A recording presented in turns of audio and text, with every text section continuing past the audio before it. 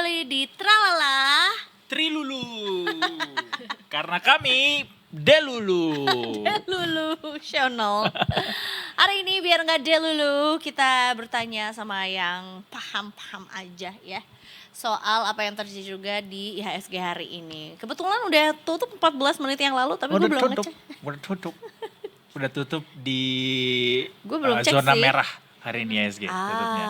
Kita Ada tanya. yang bersuara di depan kita. Wow, ayo kita Suaranya sapa baru lagi. Kanunu.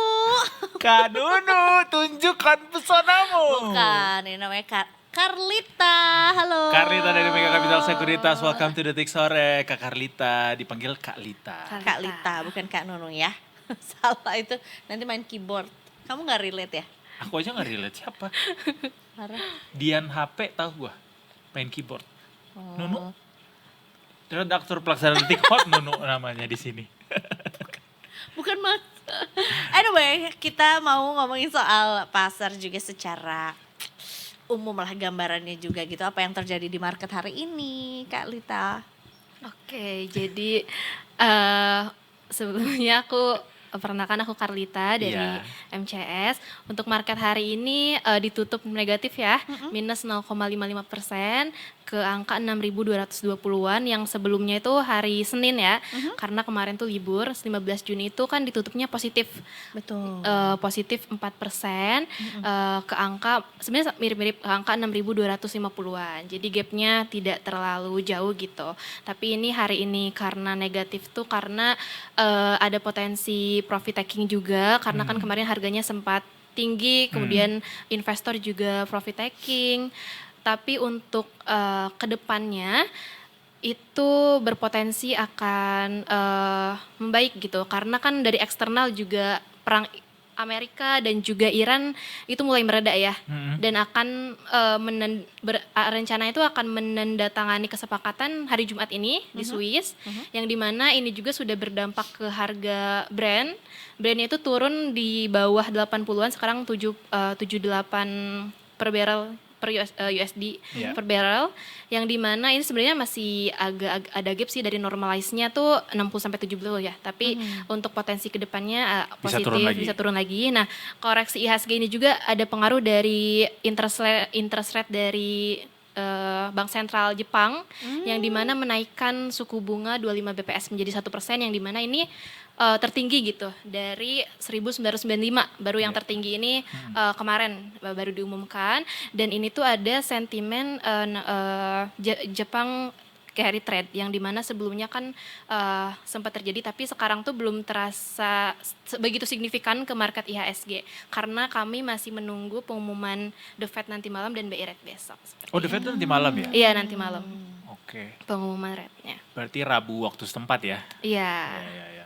Kalau dilihat dari pelemahan IHSG hari ini, tadi sempat dibilang bahwa ini adalah ya bisa jadi aksi profit taking gitu. Diperhatikan apakah ini terlalu cepat investor melakukan profit taking? Ada sentimen yang barangkali dilihat sama investor selain dari profit taking itu, atau gimana? Karena kan kalau kata orang-orang ada banyak sentimen positif dari global yang pada akhirnya bikin saham kita hari ini dilirik gitu, selain daripada harganya juga udah diskon gede-gedean gitu. Kenapa profit takingnya bisa secepat ini, dan kalaupun ada sentimen lain dari profit taking, apa yang bikin IHSG hari ini koreksi, Kak Lita? Oke, jadi sebenarnya market sekarang tuh lagi wait and see dulu ya, karena beberapa agenda ke depan itu kan sangat krusial.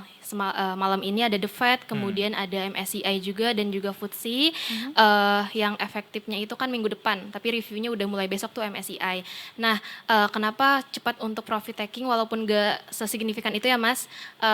Karena mungkin kemarin sempat rally, jadi sudah rally beberapa kali, karena sebelumnya kan 8 Juni kemarin sempat titik terendah ya 5.300-an. Kemudian ketika rally beberapa investor mulai profit taking, tapi dari foreign juga mulai ada yang positif nih Mbak, karena di sesi 1 udah sell net buy sekitar 2,6 triliun US dollar pada sesi 1. Sesi satu hari ini.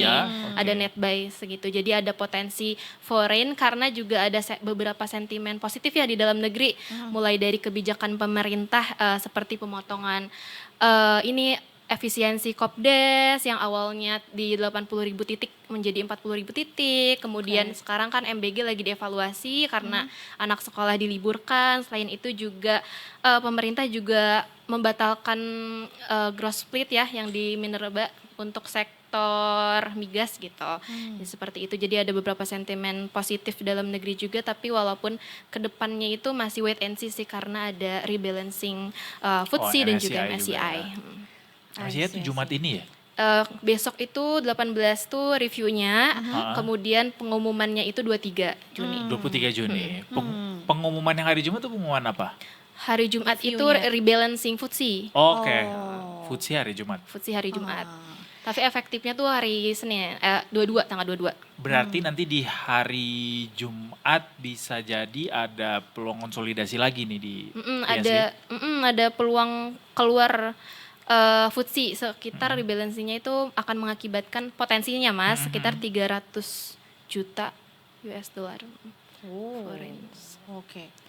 Potensinya dari- Apa yang bisa digambarkan terkait dengan apa ya, bukan prediksi ya, tapi mungkin apa harapannya buat nanti pengumuman MSCI di bulan ini, karena kan ini kan cukup dinanti-nantikan juga tuh sebetulnya, ini cukup menjadi apa ya, Kayak pengumuman naik kelas.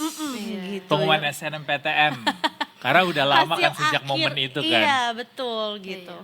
kayak pengumuman rapat gitu ya Mas. Iya Betul. benar, bagi rapot. Oke, bagi rapat. Iya terkait MSCI ini kalau menurut saya sih Mas gak bakal diturunin ya ke frontier market dan akan tetap di emerging market karena kita lihat juga dari fundamental Indonesia, kalau lihat dari ekonominya kan emang sudah stabil lah ya. Kalau dilihat dari fundamentalnya, kemudian kalau dari trustnya dari investor sekarang itu kan mulai bangkit kembali ya.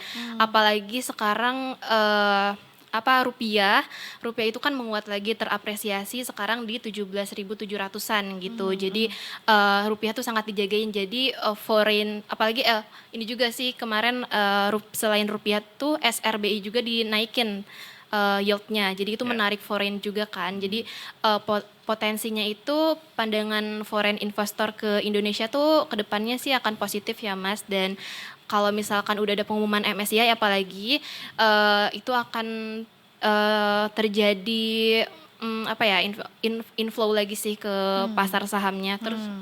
Gitu sih, Oke, Mas. menarik untuk melihat bagaimana dampak dari penaikan suku bunga BI dan juga penempatan obligasi pemerintah dana sal pemerintah di BI yang diremunerasi itu pada akhirnya memperkuat rupiah gitu.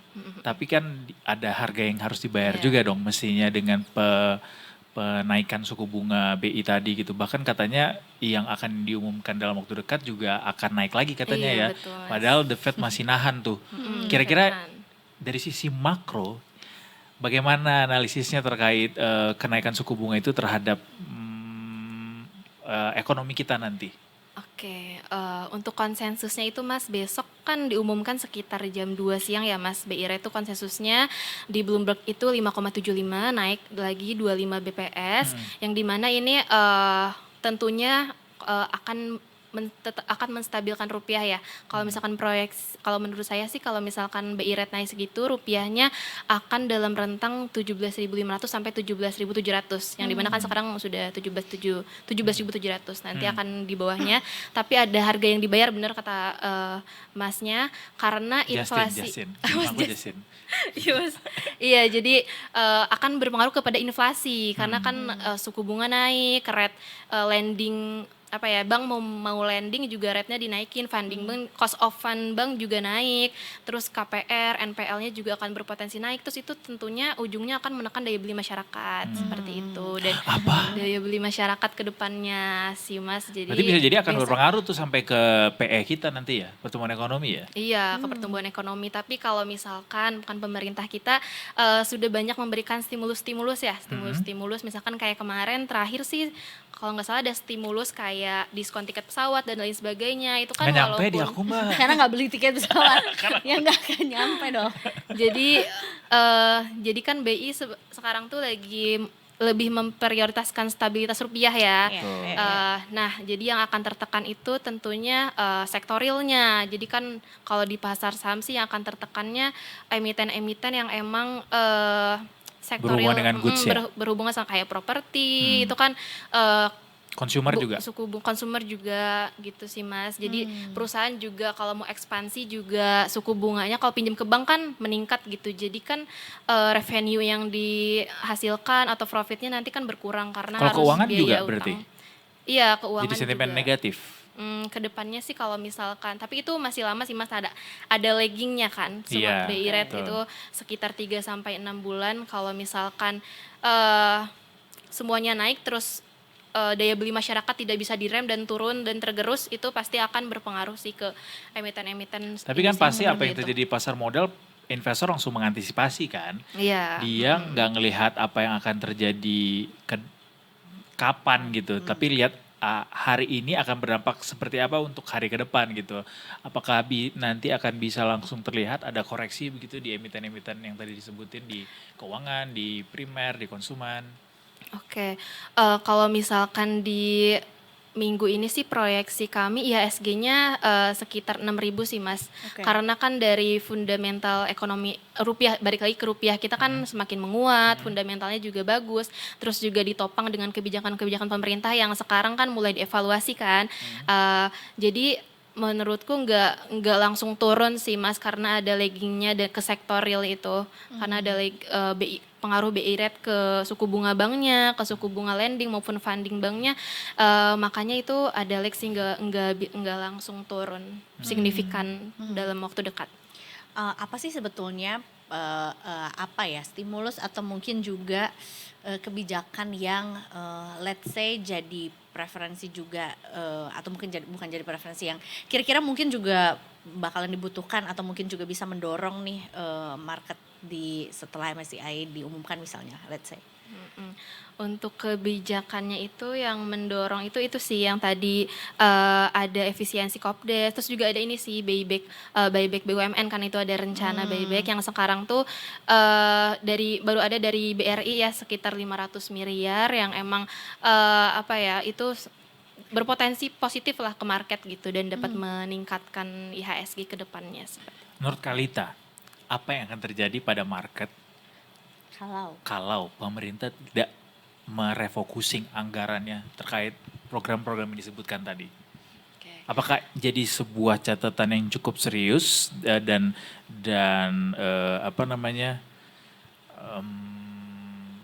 berpengaruh begitu terhadap keputusan investor ketika hal ini kemudian tidak ada tangkapan gitu, reaction dari pemerintah?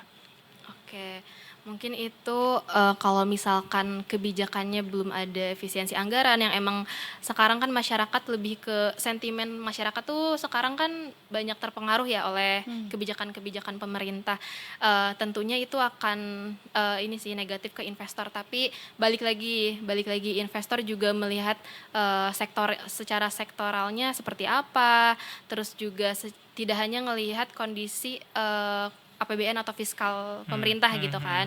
Tapi kan banyak faktor lain seperti faktor rupiahnya apakah stabil, rate-nya apakah stabil, juga sektor keuangannya seperti apa, dan juga sekarang kan banyak ada kebijakan yang ekspor satu pintu itu kan. Iya. Nah, DSI apakah ekspor satu pintu itu positif ataupun tidak seperti itu. Jadi tidak hanya melihat ruang fiskalnya aja sih Mas, masih ada faktor lain yang dilihat investor seperti itu, walaupun emang Setuju.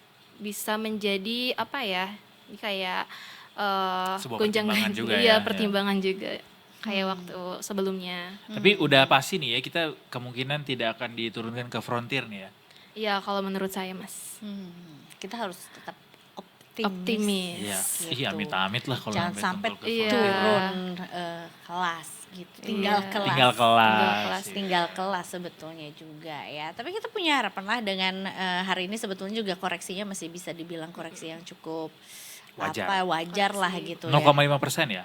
Iya, 0,55% 0,55% aja. Naiknya berapa? 17% ada ya? Iya. Setelah kemarin Oh. di Setelah kemarin 5.300 gitu ke 6.300. tadi sempat mencapai titik tertinggi sih Mas, 6.350-an lah Oke, sebelum sesi sebelum 1. akhirnya- Sebelum akhirnya ditutup. Koreksi ya. 6.200-an seperti itu. Naiknya belasan persen, persen. turun cuma 0,5%. Kamu yang udah serok, senang kamu ya? Cie yang punya uang dingin, congratulations. Betul. Yang uang dinginnya udah agak anget-anget dikit, ya semangat terus.